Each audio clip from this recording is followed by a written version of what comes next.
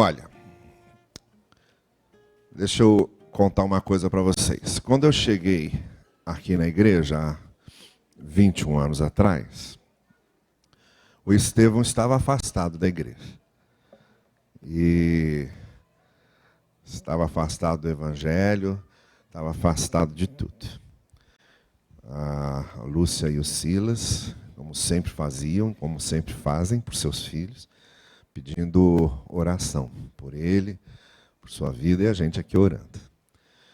E a partir de uma experiência muito profunda e pessoal que ele teve com Deus, aí o Estevão voltou. E quando o Estevão volta, e quando o Estevão retoma, ele vem de uma experiência tão profunda e tão transformadora, que passou um tempo,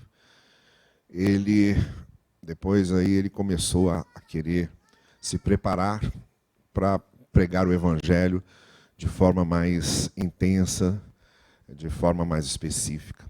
E disse, olha, eu estou querendo me dedicar a missões. Então, foi fazer um curso de uma organização chamada Jovens com uma Missão.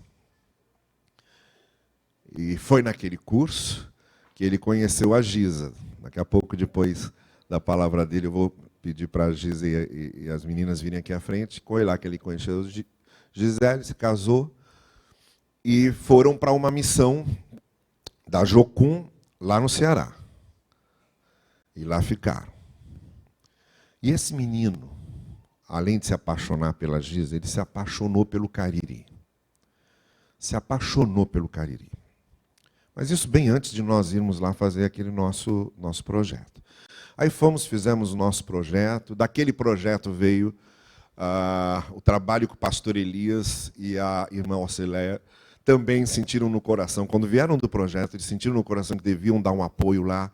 E voltaram, se mudaram para lá. Ficaram lá até a organização da nossa igreja filha lá, que acabou sendo o resultado da nossa passagem, da passagem do pastor Elias por lá.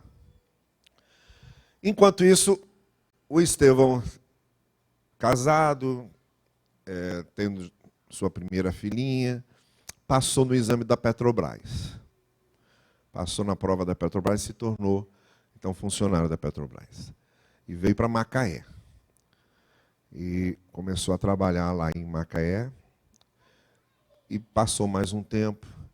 E, de certa forma, aquela chama missionária dele ficou esquecida e apagada. Aí fomos para o Cariri, de novo, segunda vez. Já com a nossa igreja lá, e a gente querendo dar agora um apoio lá para a igreja. Aí esse menino me procura em prantos, mas em prantos. Eu nunca vi um homem chorar tanto. Em prantos. Um homem, uma pessoa, nem mulher eu vi chorar tanto. Chorando demais, mas muito, dizendo para mim assim, eu não aguento mais, eu estou infeliz. Até na minha relação com a Giza, no meu convívio em casa, eu estou tendo problemas, porque eu estou infeliz, eu estou frustrado, eu não aguento mais aquilo. Estou lá na Petrobras, estou bem empregado, estou sustentando muito bem minha família, mas o meu coração não tem paz. Eu quero voltar para o Cariri. E eu quero trabalhar no Cariri. E, então, a partir dessa conversa, a nossa igreja o envia como seminarista para o Seminário Batista, dos Batistas Regulares, que é a denominação batista que tem, na maioria dos lugares lá, são os Batistas Regulares. E lá há o Seminário dos Batistas Regulares. Então, ele se matriculou no Seminário dos Batistas e começou a fazer o curso de teologia. E aí, a alegria levisa, feliz da vida, e tudo aquilo que quem acompanhou de perto sabe. Não é? Com a saída do pastor Elias da irmã Orceléia, o pastor que veio logo depois e que os substituiu ali, houve ali alguns problemas e ele não pôde permanecer. Então foi um período muito difícil ali para a igreja, que algumas pessoas se afastaram, como Estevão estava lá, e ele disse assim, pastor, eu vou dar um apoio lá para aquela igreja. Eu vou ver o que eu consigo ajudar. e começou a trabalhar lá e agora conseguiu já reunir o pessoal, uma parte de volta, está atuando lá como nosso seminarista e ajudando ali na igreja. E eu o trouxe hoje e queria que ele desse uma palavra a vocês sobre o que está acontecendo lá, alguma coisa bem enxuta, apenas para termos uma ideia de como as coisas estão indo lá, e também porque eu queria que nós orássemos por eles. Eles estão passando aqui alguns dias desse mês de janeiro aqui com a família, e eu queria que daqui a pouco nós orássemos por essa família e pelo trabalho que eles estão fazendo lá.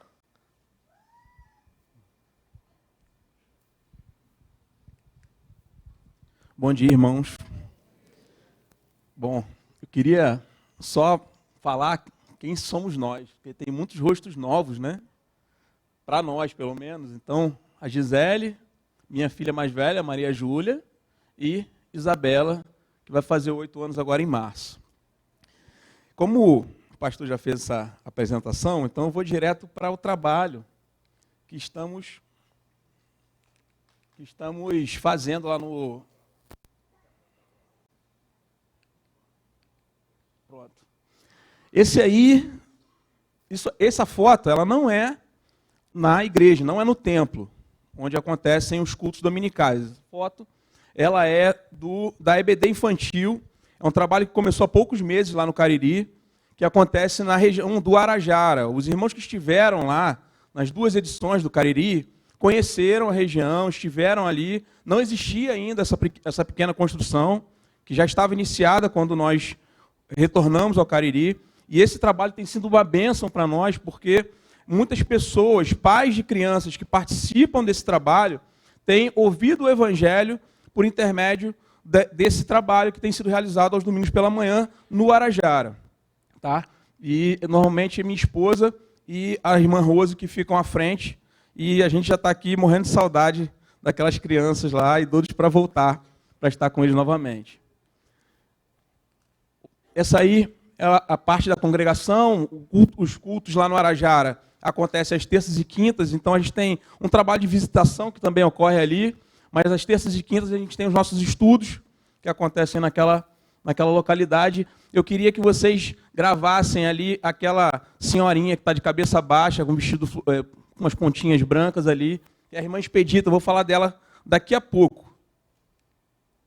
Isso aí a gente dando uma geral lá na congregação, antes de começarem os trabalhos ali, a gente funcionava nas casas, então a gente ficava alternando os cultos e as reuniões nas casas dos irmãos. Isso aí foi uma programação muito interessante que foi feita lá. A gente tem um contato com a primeira Igreja Batista do Crato, que é uma igreja bastante influente lá na região, e a irmã Jácia, que é aquela senhora ali no centro de camisa clara, ela é médica. Isso aqui foi uma programação do Dia da Mulher, que a gente levou uma médica para aquela região, para as mulheres receberem uma palestra, ouvirem uma palestra a respeito da saúde da mulher e prevenção de doenças e esse tipo de coisa. Se os irmãos conhecem, aqueles que conheceram lá, perceberam que é uma realidade bastante carente relacionada à medicina, à educação. Então, quando a gente leva esse tipo de informação, a gente prevê doença, a gente transforma a vida da pessoa e leva um conteúdo ali bastante diferente daquilo que eles estão acostumados a ler e a ver também. Isso aí foi uma outra programação que a gente fez, foi no Dia das Crianças, isso foi ano passado, tá? Foi a primeira programação que a gente fez assim com as crianças lá no Arajara, que foi o Dia das Crianças. A gente levou uma irmã lá da Jocum para participar, para dar um tempo ali com as crianças. Isso aqui foi feito na casa de um dos nossos irmãos. Isso aí é o culto dos lares que acontece, é o irmão Cícero. A gente tem um privilégio muito grande de contar com o apoio daquela igreja, e alguns irmãos são muito comprometidos, e essas pessoas têm se esforçado por fazer o seu melhor ali, e os cultos, a gente tem feito reuniões em que cada um dá uma palavra, então a gente tenta alternar até para nos auxiliar na formação de liderança. Então cada reunião de homens, que foi esse caso aí, cada reunião de homens que acontece, um homem fica responsável pela palavra, pelo estudo. Isso aí foi um dia muito especial, que foi o culto de aniversário da nossa igreja, o último aniversário, que agora é 29 de setembro. Nós fizemos 6 anos de igreja organizada e durante esse testemunho, e aí que eu vou fazer uma confissão pessoal, né? Quando a gente foi para lá, o contexto que a gente chegou naquele lugar foi um contexto bastante pouco ortodoxo. O pastor contou aqui como foi, e a nossa chegada ali era meio que como um tapa-buraco. A gente foi ali porque não tinha mais ninguém. Aqueles irmãos ficaram sem liderança durante alguns meses e nós nos dispusemos a estar com eles ali. E enquanto essa irmã, que alguns conhecem, a Celinha está ali rindo, que eu sei que ela conhece bem, que a irmã, assim, de certa forma, Deus tirou do meu coração aquele peso que havia, pela sensação que eu tinha de estar ali simplesmente tapando o buraco, fazendo algo que não era para eu estar ali de fato. Não trocou. Pronto. Essa aqui é uma outra foto também das nossas crianças no Arajara. A gente tem tentado levar as crianças para participar dos eventos que acontecem na primeira igreja Batista do Crato, porque essas crianças não saem da sua localidade. Os irmãos viram que é uma localidade rural lá, e elas não costumam sair muito. Então, elas participaram e tem as fotos delas aí com as suas lembrancinhas. Vamos lá. Pronto, essa aí é algumas de nossas irmãs participando do Congresso de Mulheres, lá na igreja, também na Igreja Batista do Crato. Opa. Não está passando. Pronto. Durante esse tempo, a gente também tem ministrado alguns treinamentos na Jocum, na base da Jocum de lá. Apesar de não estarmos ligados à Jocum, nós temos ministrado alguns treinamentos ali, e essa foto aí é um dos treinamentos que nós ministramos ali. Essa foto tem um significado especial para mim. A vida no seminário, aqueles que já estudaram, sabem que não é muito fácil. E esse irmão que está aí ao meu lado, que é o irmão Rogian, ele se converteu aos 40 anos e até a sua conversão ele jamais tinha lido um livro. Jamais tinha lido um livro. E esse irmão tem sido um privilégio caminhar com ele no seminário como amigo, como irmão em Cristo. E ser abençoado pelo testemunho de vida dele. Às vezes as pessoas pensam que quando a gente vai para missões ou deixa a nossa casa para fazer algo, para entregar nossa vida para o Senhor, parece que a gente está fazendo alguma coisa que é um peso, que é um desafio que é maior do que nós. E a nossa vida, ela tem muitos períodos, como o pastor acabou de contar aqui. A gente foi, voltou, depois foi de novo. E existe uma coisa que tem nos abençoado, que tem nos incomodado e tem nos animado ao longo desse tempo. No próximo dia 4, a gente vai fazer 2 anos ali, naquela igreja, trabalhando com eles. E existe uma coisa, que é o testemunho de vida daqueles irmãos. O testemunho de vida daquela igreja, daquela irmã expedida. Ela tem 94 anos. 94 anos. A maioria deles vividos na roça ou em trabalhos no engenho. Então, um trabalho absolutamente pesado. Um trabalho que eu e você possivelmente não conhecemos. Mas o testemunho de vida dessa senhora é confrontador para mim, porque ela tem um semblante leve, apesar de ter tido 13 filhos e perdido 3, ela tem um semblante leve, e o semblante dela brilha quando ela compartilha da sua experiência de conversão. A gente chegou naquela igreja e encontrou um contexto muito conturbado. E em muitos momentos a gente parava, olhava um para o outro e pensava em desistir. E a gente sabia que a gente não tinha como dar conta e realmente nós, por nós mesmos, não teríamos como dar conta. Mas como eu falei, o testemunho de vida, a perseverança que aquelas pessoas têm em meus problemas, muitas vezes tem me feito corar de vergonha.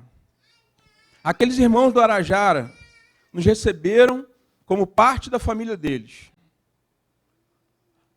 Se você sabe, se você conhece, já conviveu com o nordestino, você sabe que o nordestino ele é muito hospitaleiro, no geral. Mas o nordestino que ama Jesus, ele excede todas as expectativas. Talvez ele não saiba o que vai comer no dia seguinte, Talvez ele esteja te vendo pela primeira vez, mas ele vai te receber como alguém que é profundamente amado, profundamente querido, e vai te receber com honra na casa dele, por menores que sejam as suas possibilidades. Quando a gente para e lembra, pensa nos problemas de adaptação que a gente teve e ainda tem, porque a gente ainda está se adaptando, principalmente as meninas, a gente lembra dessas histórias, desses testemunhos, dessas histórias de perseverança em meio à dor, de esperança quando não há esperança. A Igreja Batista de Malvinas, ela é fruto do trabalho, do esforço, das ofertas dos irmãos. O templo em que nós cultuamos a Deus todos os domingos, o terreno da igreja, a construção, os equipamentos do templo, foram comprados com as ofertas e os dízimos dos irmãos, e nós temos muita gratidão por isso. E isso foi feito também com pessoas que foram. Se não fosse o trabalho em conjunto dessa igreja, aliado à disposição e à coragem dos nossos irmãos Auxileia e pastor Elias, esse trabalho não teria sido possível. Mas nós também somos fruto de algo que é maior do que isso.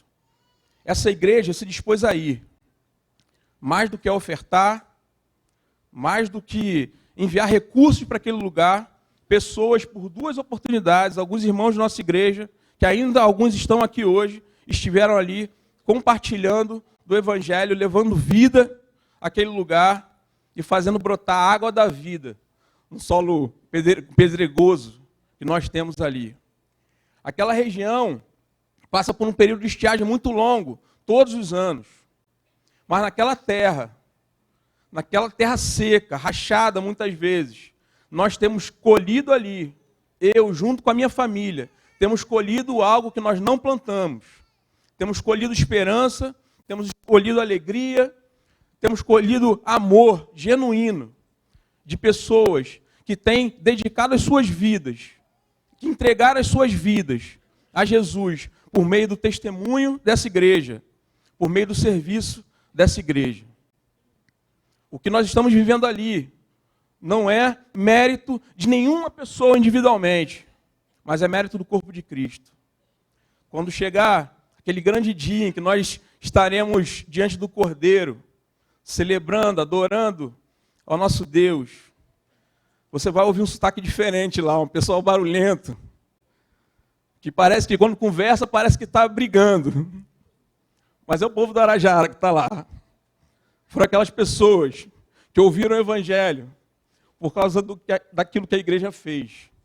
Porque essa igreja, ao longo dos anos, tem obedecido, tem enviado, tem sustentado missões.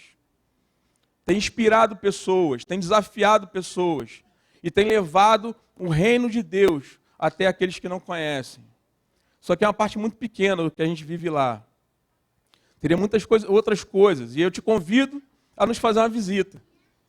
Te convido a conhecer o trabalho. A gente tem um desejo no nosso coração, a gente tem nutrido isso já há algum tempo, que é o de começar uma roda de leitura com as crianças,